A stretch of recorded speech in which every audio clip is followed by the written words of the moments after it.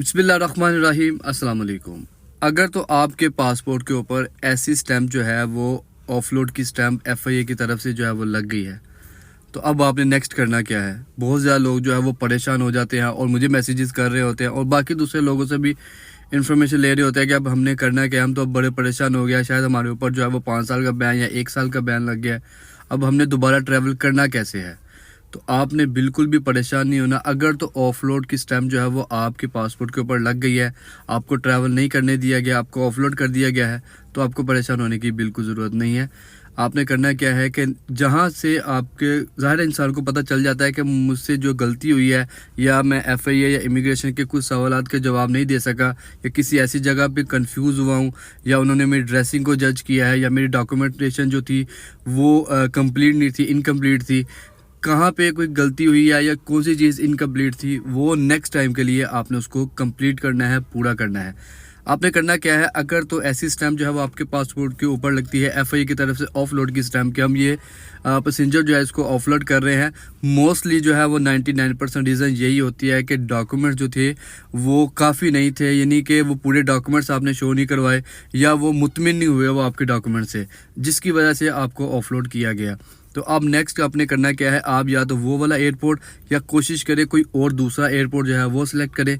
Next एक दिन 2 दिन बाद की टिकट आप रखें। टिकट रखने के बाद जो है ज़ाहिर है वो टिकट तो अब आपकी होगी ख़त्म, यानी कि आप में भी कोई 25% या 10% आपको रिटर्न मिलेगा, बाकी आपको कुछ नहीं मिलेगा।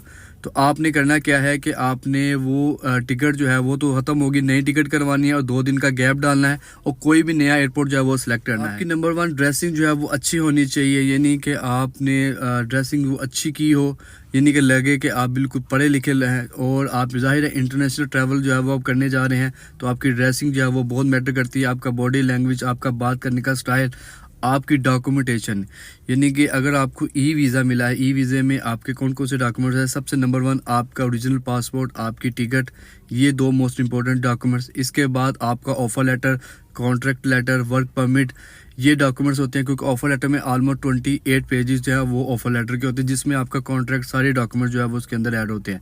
इसके बाद आपका वीज़ा होता है, आपका प्रोटेक्टर होता है, ये सारी चीज़ें जो हैं वो आपके पास होनी चाहिए।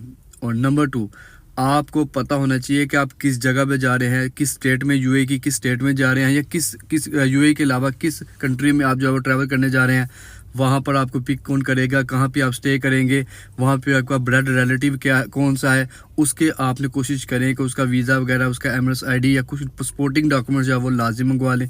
उसका कॉन्टैक्ट नंबर, उसकी रहाइश का नंबर वगैरह सारा कुछ जो है वो आपके पास एड्रेस होना चाहिए। ये सारी चीज़ें जो है वो आपने पूरे कॉन्फिडेंस के साथ जो है वो FIA वालों को या इमिग्रेशन वालों को बतानी है और उसको मुतमिन करना है, ताकि आप जो है किसी बड़े मसले में जो है वो ना फंस सकें या नेक्स्ट टाइम जो है सेकंड टाइम भी आप ऑफलोड ना हो।